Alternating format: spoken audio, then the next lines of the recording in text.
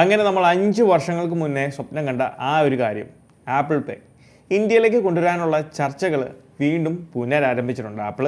ഇതിനോടൊപ്പം തന്നെ ആപ്പിളിൻ്റെ ക്രെഡിറ്റ് കാർഡുകളും ആപ്പിൾ ഇന്ത്യയിലേക്ക് ലോഞ്ച് ചെയ്യാൻ പോകുന്നു.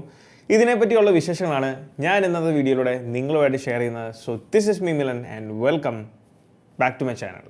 അപ്പോൾ ആദ്യം തന്നെ എന്താണ് ആപ്പിൾ പേ? ആപ്പിൾ പേ എന്ന് പറയുന്നത് ആപ്പിളിൻ്റെ സ്വന്തം കോൺടാക്ട്ലെസ് പേയ്മെൻറ്റ് ഇൻ്റർഫേസ് ആണ് ആപ്പിൾ പേ. ഈ ഒരു ആപ്പിൾ പേ ഇന്നോ ഇന്നലെ ഒന്നും അല്ല ഇന്ത്യയിലേക്ക് വരാൻ അല്ലെങ്കിൽ കൊണ്ടുവരാൻ ആപ്പിൾ ശ്രമിക്കുന്നത്. കഴിഞ്ഞ 5 വർഷങ്ങളായിട്ട് എക്സാക്ട്ലി പറയുവാണെങ്കിൽ 2018 മുതൽ ആപ്പിൾ ഇതിനു വേണ്ടിയുള്ള ഓരോ കാര്യങ്ങളും ചെയ്യുന്നുണ്ട് അല്ലെങ്കിൽ കാര്യങ്ങൾ നീക്കുന്നുണ്ട്.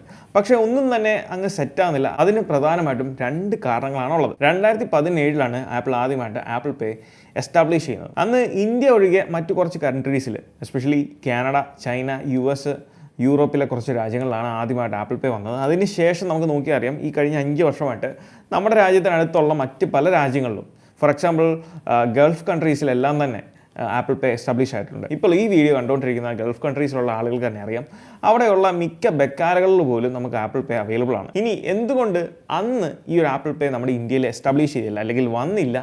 ഇന്നിപ്പം അതിനുള്ള ചർച്ചകൾ അല്ലെങ്കിൽ അതിനുള്ള പരിപാടികൾ പിന്നെയും പുനരാരംഭിച്ചിരിക്കുന്നു എന്ന് പറയുന്നതിൻ്റെ പുറകിൽ ഞാൻ ആദ്യം പറഞ്ഞ പോലെ 2 റീസണാണ്. അതിലൊന്നാമത്തെ കാര്യമാണ് ലോക്കൽ സ്റ്റോറേജ് ഓഫ് ഡാറ്റ എന്ന് പറയുന്നത്. ഇതിൽ ഈ ഒരു നിയമം 2018 ഏപ്രിലാണ് RBI ഇൻട്രൊഡ്യൂസ് ചെയ്യുന്നത്. നമുക്കറിയാം UPI എന്നുള്ള യൂണിഫൈഡ് പേയ്മെൻറ്റ് ഇൻ്റർഫേസ് ആണ് ഇന്ത്യയിൽ നമുക്കുള്ള പേയ്മെൻറ്റ് ഗേറ്റ്വേ അല്ലെങ്കിൽ പേയ്മെൻറ്റ് സിസ്റ്റം എന്ന് പറയുന്നത്. ഇതിൽ ഈ UPIനെ കൺട്രോൾ ചെയ്യുന്നത് NPCI ആണ്. NPCI എന്ന് പറയുന്നത് national payment corporation of India ആണ്.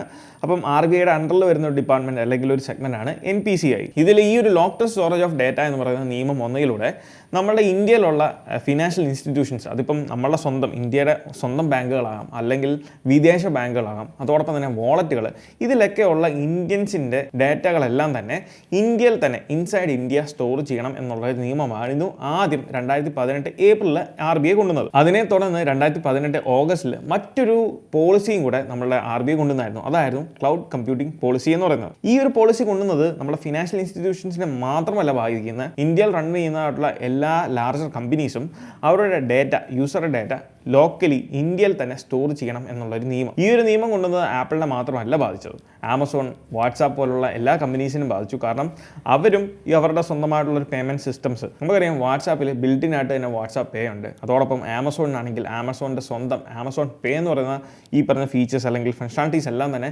അതിനുശേഷം ഈ ഒരു നിയമത്തോട് ഇൻറ്റഗ്രേറ്റ് ചെയ്തുകൊണ്ടാണ് ഈ പറഞ്ഞ കമ്പനീസും പതുക്കെ ഇംപ്ലിമെൻറ്റ് ചെയ്തത്. ഇനി എന്തുകൊണ്ട് ഈ പറഞ്ഞ പോലുള്ള ഡേറ്റകൾ അല്ലെങ്കിൽ പേയ്മെൻറ്റ് ഡേറ്റകളൊക്കെ ലോക്കലൈസ് ചെയ്യണം അല്ലെങ്കിൽ ലോക്കൽ സ്റ്റോറേജ് ആക്കണം എന്ന് പറയുന്നതിന് പുറകിലുള്ള പ്രധാന കാരണം എന്ന് പറയുന്നത് 2017 ഫേസ്ബുക്ക് നമ്മളുടെ യൂസർ ഡാറ്റ കേംബ്രിഡ്ജ് അനലിറ്റിക്ക എന്ന് പറയുന്ന ഒരു കമ്പനിക്ക് കൈമാറി. അത് അങ്ങനെ ഒരു സ്കാൻഡിൽ അന്ന് ആ ഒരു ടൈമിൽ നടന്നിട്ടുണ്ടായിരുന്നു. അപ്പോൾ അതിനെ ബേസ് ചെയ്തിട്ടാണ് നമുക്ക് ലോക്കലി നമ്മുടെ യൂസർ ഡാറ്റ പ്രൊട്ടക്ഷനും പ്രൈവസിക്കും അതോടൊപ്പം തന്നെ ഡാറ്റ മാനിപ്പുലേഷനും തടയാൻ വേണ്ടിയാണ് നമ്മളുടെ ഇന്ത്യ ഗവൺമെൻറ് ഇങ്ങനെ ഒരു റൂൾ അല്ലെങ്കിൽ ഇങ്ങനെ ഒരു റെഗുലേഷൻ നമ്മളുടെ ഇടയിൽ കൊണ്ടുവന്നത്. ഈ ഒരു നിയമം നമ്മൾ യൂസേഴ്സിനെ സംബന്ധിച്ച് തീർച്ചയായിട്ടും നമുക്കൊരു അഡ്വാൻറ്റേജ് ആണ്. പക്ഷേ മറ്റ് കമ്പനികളെ സംബന്ധിച്ച് അവർക്കൊരു ഡിസഡ്വാൻറ്റേജ് ആണ്, എസ്പെഷ്യലി കോസ്റ്റ് എഫിഷ്യൻസിയുടെ കാര്യത്തിൽ.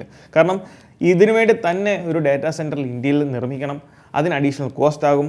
അത് അവരുടെ ഓവറോൾ ഉള്ള ഒരു പ്ലാനെയും അല്ലെങ്കിൽ ആ ഒരു ഫിനാൻഷ്യൽ ആസ്പെക്റ്റിനെയും ബാധിക്കുന്ന ഒരു കാരണമായതുകൊണ്ട് തന്നെ പല കമ്പനികളും അതിനൊരു ഹോൾഡ് ഇട്ടു. പിന്നീട് ആപ്പിൾ പേ ഡിലേ ആയതിൻ്റെ പുറകിലുള്ള 2ാമത്തെ റീസൺ ആണ് പിൻലെസ് പേയ്മെൻറ്റ് എന്ന് പറയുന്നത്. കാരണം UPI റൂൾ അനുസരിച്ച് നമുക്ക് ഒരു ട്രാൻസാക്ഷൻ ഗ്രാൻഡ് ചെയ്യണം അല്ലെങ്കിൽ അത് പ്രൊസീഡ് ചെയ്യണമെന്നുണ്ടെങ്കിൽ നമുക്ക് ഒന്നെങ്കിൽ 4 ഡിജിറ്റ് അല്ലെങ്കിൽ 6 ഡിജിറ്റിൻ്റെ ഒരു പിൻ അടിച്ചാൽ മാത്രമേ ഉള്ളൂ ആ പറഞ്ഞ ഒരു ഒത്തൻറ്റിക്കേഷൻ നമുക്ക് കൺഫേം ചെയ്യാൻ സാധിക്കുള്ളൂ. എന്നാൽ ആപ്പിളിനെ സംബന്ധിച്ച് ആപ്പിൾ പേ എന്ന് പറയുന്നത് അത് ഒത്തൻറ്റിക്കേറ്റ് ചെയ്യുന്നത്, ഓരോ പേയ്മെൻറ്റ്സ് ട്രാൻസാക്ഷൻസും ഒത്തൻറ്റിക്കേറ്റ് ചെയ്യുന്നത് നമ്മുടെ ബയോമെട്രിക് ഉപയോഗിച്ച്, ഒന്നെങ്കിൽ നമ്മുടെ ഫേസ് ID അല്ലെങ്കിൽ ടച്ച് ID, ഇതിലേതെങ്കിലും ഒന്ന് ഉപയോഗിച്ചുകൊണ്ടാണ് നമ്മൾ ഈ പറഞ്ഞ ആപ്പിൾ പേയിൽ ഓരോ ട്രാൻസാക്ഷൻ അല്ലെങ്കിൽ പേയ്മെൻറ്റും നമ്മൾ ഒത്തൻറ്റിക്കേറ്റ് ചെയ്യുന്നത്. ഈ ഒരു കാരണം കൊണ്ട് തന്നെ UPIയുടെ നിയമപ്രകാരം അത് എതിരാണ്. ഇതായിരുന്നു 2ാമത്തെ കാര്യം 2018 ആപ്പിൾ പേ ഇന്ത്യയിൽ ലോഞ്ച് ആകാത്തതിൻ്റെ പുറകിലുള്ള 2ാമത്തെ റീസൺ എന്ന് പറയുന്നത്. എന്നാൽ ഈ ലേറ്റസ്റ്റ് ആയിട്ട് അവസാനമായിട്ട് നമ്മൾ കണ്ട ന്യൂസുകളിലും റിപ്പോർട്ടുകളിലും ഒക്കെ കണ്ട ആ ഒരു സംഭവ വികാസങ്ങൾ എന്ന് പറയുന്നത് 2 കാര്യങ്ങൾ കൊണ്ടാണ്. അതിൽ ആപ്പിൾ പേ എന്ന് പറയുന്നത് മറ്റ് രാജ്യങ്ങളിൽ നമ്മൾ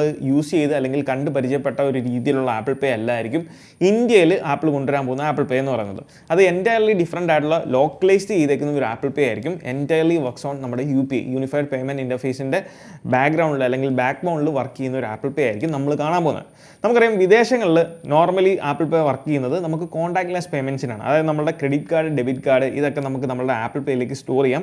ഇത് ഉപയോഗിച്ചുകൊണ്ട് നമുക്ക് കാർഡ് ഇല്ലാതെ തന്നെ കാർഡ്ലെസ് പേയ്മെൻറ്റ്സ് നമുക്ക് നടത്താൻ സാധിക്കും.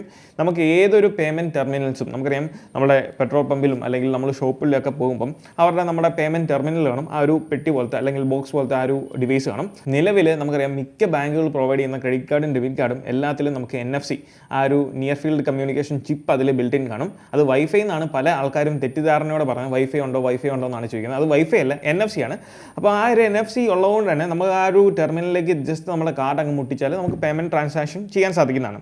എന്നാൽ ഇതേ രീതിയിൽ തന്നെയാണ് നമ്മുടെ ആപ്പിൾ പേ ആക്ച്വലി വർക്ക് ആകുന്നത്. നമുക്കറിയാം ഓൾറെഡി ഇന്ത്യയിൽ നമുക്ക് ഗൂഗിൾ പേയിൽ ആൻഡ്രോയിഡ് യൂസേഴ്സിന് അവരുടെ കാർഡുകൾ, ഡെബിറ്റ് ക്രെഡിറ്റ് കാർഡുകൾ അവരുടെ ഡിവൈസിലേക്ക് ആഡ് ചെയ്യാനും അതിലൂടെ ഈ ഒരു പേയ്മെൻറ്റ് കാർഡ്ലെസ് പേയ്മെൻറ്റ്സ് നമ്മുടെ ഡിവൈസ് ഫോൺ ഉപയോഗിച്ചുകൊണ്ട് നമുക്ക് ചെയ്യാനും സാധിക്കുന്നതാണ്. സോ അതുകൊണ്ട് തന്നെ ആദ്യ ഫേസിൽ നമ്മളുടെ ഈ ഒരു ആപ്പിൾ പേ ഇന്ത്യയിലേക്ക് വരുമ്പം കംപ്ലീറ്റ്ലി നമുക്ക് QR കോഡ് സ്കാൻ ചെയ്ത് ബേസിലുള്ള ഒരു പേയ്മെൻറ്റ് ആയിരിക്കും നമ്മുടെ ആപ്പിൾ പേ ആയിട്ട് വരുന്നത്. കാർഡ് ആഡ് ചെയ്തുള്ള പേയ്മെൻറ്റ് ഓപ്ഷൻ കാണത്തില്ലായിരിക്കും. എന്നാൽ അതിൻ്റെ ഒരു നെക്സ്റ്റ് ഫേസിൽ അല്ലെങ്കിൽ പതുക്കെ താമസിക്കാതെ ആപ്പിൾ ആ ഒരു കാർഡ്ലെസ് പേയ്മെൻറ്റ് ഓപ്ഷനും ആപ്പിൾ ഇൻറ്റഗ്രേറ്റ് ചെയ്യുന്നതായിരിക്കും. കാരണം നിലവിൽ നമ്മൾ ഈ ഒരു UPI റൂൾസും റെഗുലേഷൻസും കാരണങ്ങൾ എല്ലാം പാലിച്ചുകൊണ്ട് തന്നെ നമ്മുടെ സാംസങ് പേ അതോടൊപ്പം തന്നെ ഗൂഗിൾ പേയിലും ഈ പറഞ്ഞ കാർഡ്ലെസ് പേയ്മെൻറ്റ് ഓപ്ഷൻ ഈ പറഞ്ഞ കമ്പനീസ് ഇൻറ്റഗ്രേറ്റ് ചെയ്തിട്ടുണ്ട്. ഈ പറഞ്ഞ കമ്പനീസിന് അത് ഇൻറ്റഗ്രേറ്റ് ചെയ്യാമെങ്കിൽ തീർച്ചയായിട്ടും ആപ്പിളിനും അതിനെ ഒന്ന് വളച്ചൊടിച്ച് ഇന്ത്യൻ രീതിയിലേക്ക് കൊണ്ടുവന്ന് നമ്മുടെ ഡിവൈസുകളിലും അല്ലെങ്കിൽ ഇന്ത്യയിലും ഈ പറഞ്ഞ ഫംഗ്ഷനാലിറ്റി ഇൻറ്റഗ്രേറ്റ് ചെയ്യാൻ സാധിക്കുന്നതാണ്. ഇനി ഇപ്പോൾ എന്തിനാണ് ഈ പറഞ്ഞ പോലെ ആപ്പിൾ പേ ഇന്ത്യയിലേക്ക് കൊണ്ടുവരുന്നത്? അതിനുള്ള ഒരു കാരണം എന്താണെന്ന് ചോദിച്ചാൽ 5 വർഷം മുന്നേ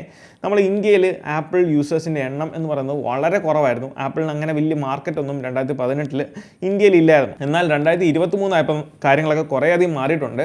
23 നമുക്കറിയാം ആപ്പിളിൻ്റെ സ്വന്തം ആപ്പിൾ സ്റ്റോറുകൾ നമ്മുടെ മുംബൈയിലും ഡൽഹിയിലും നമുക്ക് ലോഞ്ച് ചെയ്തിട്ടുണ്ട്. അതോടൊപ്പം തന്നെ ഇന്ത്യയിലുള്ള ആപ്പിളിൻ്റെ മാർക്കറ്റ് കുറേയധികം യൂസർ ബേസ് പതുക്കെ കൂടി വരുന്നുണ്ട്. ഈ 2 കാരണങ്ങളോടൊപ്പം തന്നെ ആപ്പിളിൻ്റെ ഒരു 15% പ്രൊഡക്ഷൻ ആപ്പിൾ പ്രോഡക്റ്റുകളുടെ അല്ലെങ്കിൽ ഐഫോണുകളുടെ മാനുഫാക്ചറിങ് നമുക്കറിയാം ഈ കഴിഞ്ഞ നാളുകളിലായിട്ട് ഇന്ത്യയിലേക്ക് ഷിഫ്റ്റ് ചെയ്തിട്ടുണ്ട്. അതിൻ്റെ കംപ്ലീറ്റ് ഷിഫ്റ്റ്മെൻറ്റും വിത്തിൻ ഒരു 3 to 5 ഇയേഴ്സിനുള്ളിൽ ഇന്ത്യയിലേക്ക് ഷിഫ്റ്റ് ചെയ്യും എന്നുള്ളൊരു കാരണം ഉള്ളതുകൊണ്ടും തന്നെയാണ് ആ ഒരു ആസ്പെക്റ്റിലാണ് ആപ്പിൾ പേ എന്ന് പറയുന്ന ആ ഒരു ഫീച്ചർ ഇന്ത്യയിലേക്ക് കൊണ്ടുവരാനുള്ള പ്രധാന കാരണം. ഈ ഒരു ആപ്പിൾ പേയോടൊപ്പം തന്നെ രണ്ടാമത് ആപ്പിൾ ഇൻട്രൊഡ്യൂസ് ചെയ്യാൻ പോകുന്ന മറ്റൊരു പേയ്മെൻറ്റ് ഓപ്ഷൻ കൂടിയാണ് നമ്മളുടെ ആപ്പിൾ കാർഡ്സ് എന്ന് പറയുന്നത്, ആപ്പിളിൻ്റെ ക്രെഡിറ്റ് കാർഡുകൾ. നിലവിൽ ആപ്പിൾ കാർഡ് എന്ന് പറയുന്നത് ആപ്പിളിൻ്റെ സ്വന്തം ക്രെഡിറ്റ് കാർഡ് ഉള്ളത് US മാത്രമാണ്. എന്നാൽ ഇത് മറ്റ് രാജ്യങ്ങളിലേക്ക്, ഇപ്പം യൂറോപ്യൻ കൺട്രീസ് അല്ലെങ്കിൽ ജപ്പാൻ അല്ലെങ്കിൽ ചൈന പോലുള്ള മറ്റ് രാജ്യങ്ങളിലേക്ക് കൊണ്ടുവരുന്നതിന് മുന്നേ തന്നെ ആപ്പിൾ ഇന്ത്യയിലേക്ക് ഇംപ്ലിമെൻറ്റ് ചെയ്യാൻ ശ്രമിക്കുന്നുണ്ടെങ്കിൽ അതിൻ്റെ അർത്ഥം ഇന്ത്യയിൽ ആപ്പിൾ വലിയൊരു സ്കോപ്പ് അല്ലെങ്കിൽ മാർക്കറ്റ് കാണുന്നുണ്ട്. അത് ലക്ഷ്യമിട്ടുകൊണ്ട് തന്നെയാണ് ആപ്പിൾ ഈ ഒരു ക്രെഡിറ്റ് കാർഡ് ഇൻറ്റഗ്രേഷനും ഇപ്പം നിലവിൽ നമുക്ക് കിട്ടുന്ന റിപ്പോർട്ടുകൾ അനുസരിച്ച് HDFC ആയിട്ടാണ് അത് ടൈപ്പ് ചെയ്യാൻ പോകുന്നത്. HDFCക്ക് നമുക്കറിയാം ഓൾറെഡി HDFC ക്രെഡിറ്റ് കാർഡ് അല്ലെങ്കിൽ ഡെബിറ്റ് കാർഡ് യൂസേഴ്സിന് നമുക്ക് ഡിസ്കൗണ്ട് ഓഫേഴ്സും കാര്യങ്ങളൊക്കെ ആപ്പിൾ പ്രൊവൈഡ് ചെയ്യുന്നുണ്ട്. ഈ ഒരു കാരണം ഉള്ളതുകൊണ്ട് തന്നെ ഇൻ്റർനാഷണൽ ലെവലിൽ ഒരു ബേസ് ഉള്ളൊരു ബാങ്ക് അല്ലെങ്കിൽ ഫിനാൻഷ്യൽ ഇൻസ്റ്റിറ്റ്യൂഷനാണ് HDFC. അതുകൊണ്ട് തന്നെ അവരുമായിട്ട് ടൈപ്പ് ചെയ്തുകൊണ്ടാണ് ആപ്പിൾ ആദ്യമായിട്ട് ക്രെഡിറ്റ് കാർഡ് ഇവിടെ കൊണ്ടുവരാൻ പോകുന്നത്. എന്തായാലും നമുക്ക് കാത്തിരുന്ന് കാണാം. ഇതൊക്കെയാണ് നിലവിൽ നമുക്ക് ലഭിക്കുന്ന റിപ്പോർട്ടുകൾ. സോ ഈ വീഡിയോ നിങ്ങൾക്ക് ഇഷ്ടമായെന്ന് വിചാരിക്കുന്നു. ഈ വീഡിയോ ഇഷ്ടമായാൽ തീർച്ചയായിട്ടും പോയി നമ്മുടെ ലൈക്ക് ബട്ടൺ smash ചെയ്യുക. So once again, this is me Milan. Catch you guys next video. Till then, peace.